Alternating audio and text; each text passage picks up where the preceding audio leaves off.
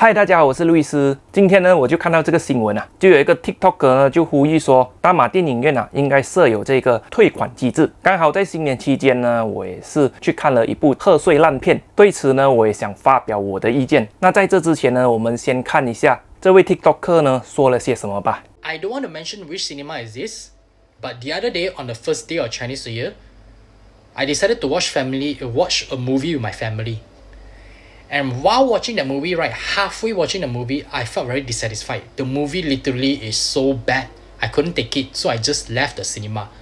And when I stormed out from the cinema, I went over to the counter. I talked to the counter. Okay, literally the counter is actually the popcorn counter, because now most of the kiosks are actually there's a kiosk already. There's no person, so I went over to the popcorn counter.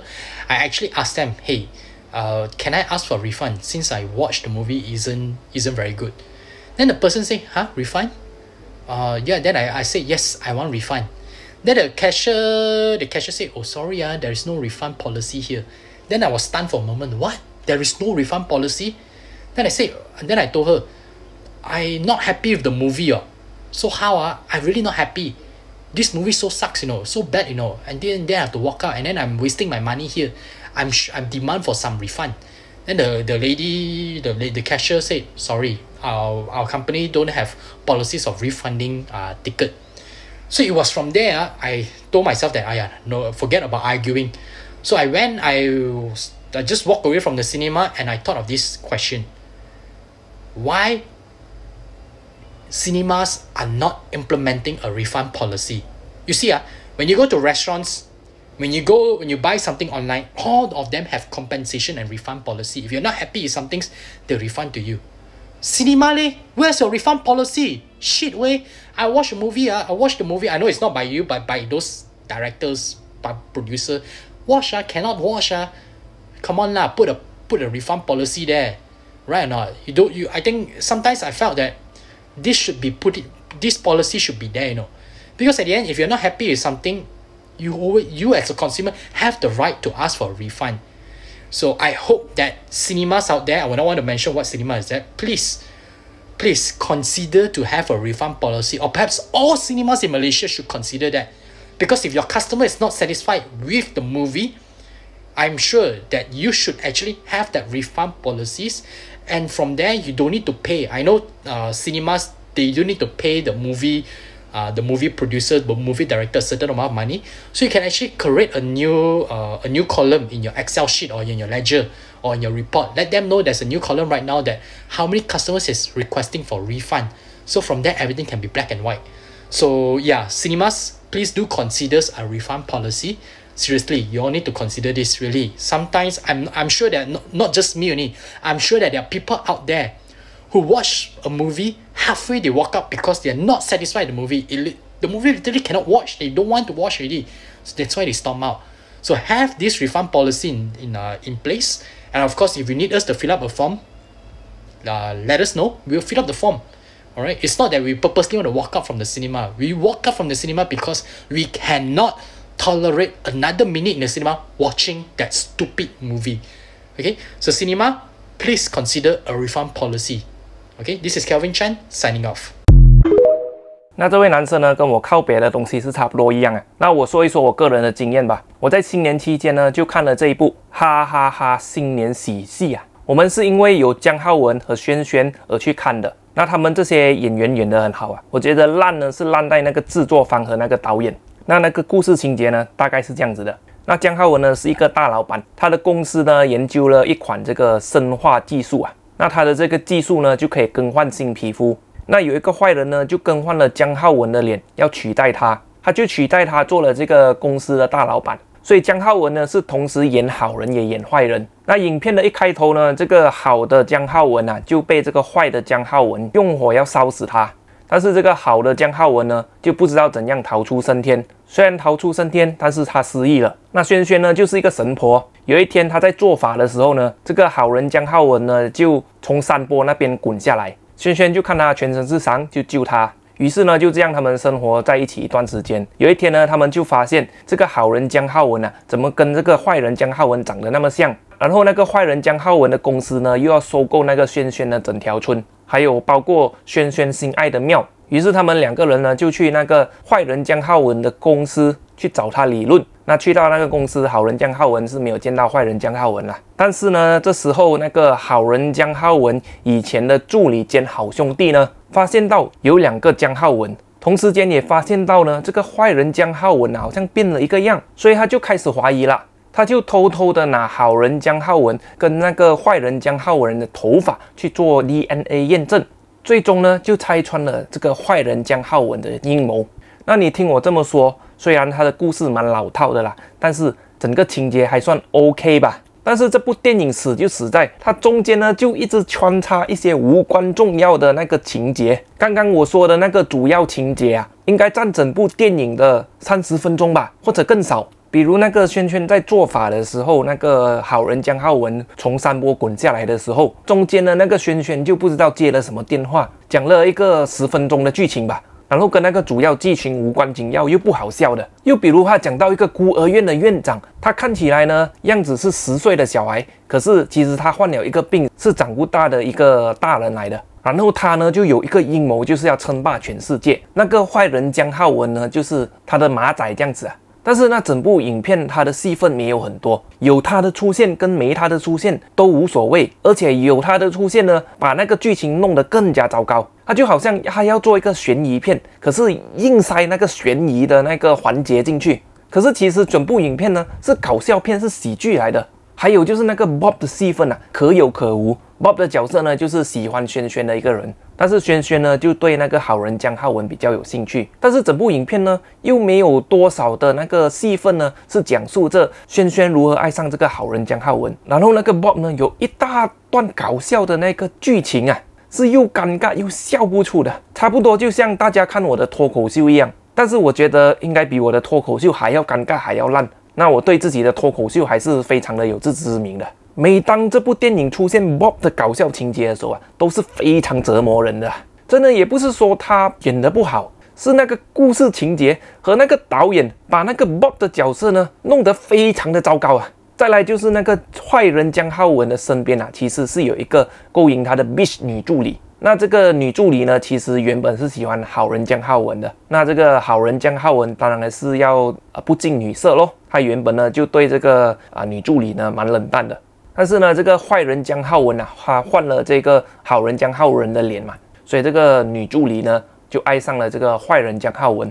然后那个坏人江浩文呢也接受这个女助理的勾引。但是这个女助理呢，其实在戏里面呢是可有可无的，她不出现呢也无所谓啊。可是我不明白那个导演跟那个剧情为什么要放那么多的那个篇幅在讲这个女助理呢？最后那个坏人江浩文的阴谋被拆穿的时候，这个女助理还要帮这个坏人江浩文辩护个5分钟10分钟这样子。可是辩护完过后呢，突然间呢，他又接受了这个好人江浩文。所以这个 bitch 女助理啊，她的内心到底是经历过了什么？怎么5分钟前她喜欢这个坏人江浩文，5分钟后呢，她又喜欢这个好人江浩文？这些无关重要人的情节啊，就好像要硬塞进去这个电影里面，让它达到这个2小时。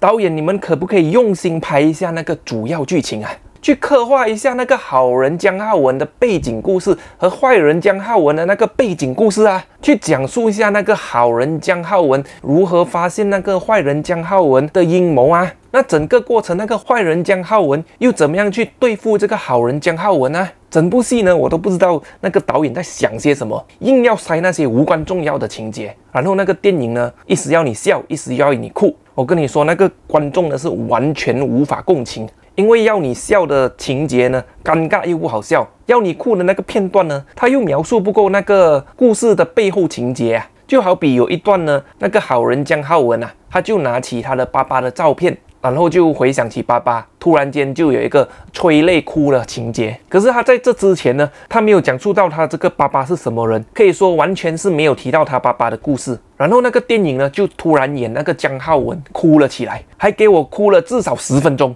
在这种莫名其妙的剧情下呢，那个好人江浩文就演了一场莫名其妙的哭戏。我当时候在那个电影院坐在那边，真的是莫名其妙的看着那个剧情。我说真的，这部电影呢，就连那个大学生的作品啊都不如。那个导演呢，给我来做啊，我都拍得比这部电影好。我真的没有要夸大。那个电影院竟然给这样的电影上映，给你的顾客看这些烂电影。这个电影啊，放在 YouTube 啊 ，YouTube 都会判定它是个烂片啊。大家听我这么讲，可能觉得我在夸大，或者无法理解为什么我那么生气、那么激动，怀疑我说的话真的有那么烂吗？那大家不相信我的话，不妨呢去上网搜寻一下这部电影来看，它叫《哈哈哈新年喜戏》。当然，你们钱多的也可以去电影院看，不过可能已经下架了啦。那如果你们上网搜寻不到的话，可以去看2个小时的《意难忘》，反正那个故事情节呢跟拍摄手法都是差不多一样。有可能你看了2个小时的《意难忘》都没那么折磨。这部电影呢，真是我有史以来看过最折磨人的电影。要不是我跟家人一起看，我真的会走出那个电影院的。我看到一半的时候，我心里有一个想法，不如我就走出那个电影院，你们慢慢看，我在外面等你们吧。我去那个商场逛逛，看一下美女，我都开心过在那个电影院里面啊。近年来啊，这个贺岁片呢越来越泛滥。然后我再看到这则新闻，看到这个 TikToker 讲的话，或许我们真的可以考虑施压一下这个电影院啊，提供给我们这些客户呢一个退款机制的保障啊。那为了避免有些人好像纯粹来看霸王电影或者要闹事的，其实可以考虑做到好像看了30%电影就出来的人呢，可以得到全额退款；看到50%出来的人呢，可以得到一半的退款。那如果你看了50%以上再出来，这样子就没得退款啦，这样算合理吧？其实说真的，没有多少人是会那个硬要找事的。我们这些观众要走出去那个戏院，极大多数都是受够那个电影了。而且如果电影方有这种政策呢，也可以确保那个电影方呢跟那个制作方呢更注重质量，不会让那些烂电影上线。要不然呢，那些阿猫阿狗都出来拍电影，这样会降低那个大马电影的那个素质啊。但是我看到这个新闻底下呢，大多数人是反对呢这个退款的做法的。或许他们新年期间呢是没有进过电影院啊。那我挑战你们呢去上网自己搜寻来看，你给我从头到尾乖乖的坐在那边看完它。再想象一下，一个人呢你付了10多20块去看，那我呢是付了3个人的价钱，因为我请我的家人去看嘛。你看完了你就说一下我是不是花了冤枉钱。那虽然大多数人都是反对啊，但是有一些留言呢还是赞同的。比如这个人呢就好奇的问是哪一部啊？有人就回复说是不是爱聘才会赢？下面还有人回他这个确实烂，另外一个人也回说半斤八两也烂。那我自己是看过1部而已啦。那你们有看过多部的，麻烦在下面留言一下，跟我讲哪一部比较烂，或者留言一下你看的那个贺岁片是不是很烂。那另外一个留言就有说到呢，或许呢可以定制一个30分钟离场的话，就可以拿回一半的价钱。那这跟我讲的是差不多一样啦。下面呢有一些人也是支持他的，有一个人就留言说，真的有这样烂吗？我只能跟这个留言者说呢，你自己去上网搜寻来看吧，真的是非常的烂。那还有一个人留言说呢，可能加一个只退18%的那个票价吧，看了前面15分钟内就可以退款一个18%。那这个机制也不错啦，没有像我刚刚讲的那么伤那个电影院，那至少也给我们这些观众这些客户小小的保障。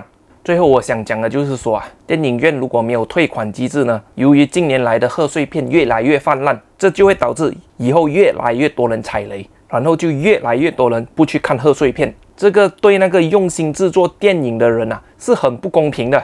就好比我现在我已经看过一个超级无敌烂的贺岁片了，明年你问我还敢看那个贺岁片吗？讲真的，我不想看了，我宁愿留在家看 Netflix 单身即地狱好看过那个贺岁片多多啊。我真的恳求这个电影方不要再上这些烂片，折磨我们这些观众啊。好了，今天影片到此为止，拜拜。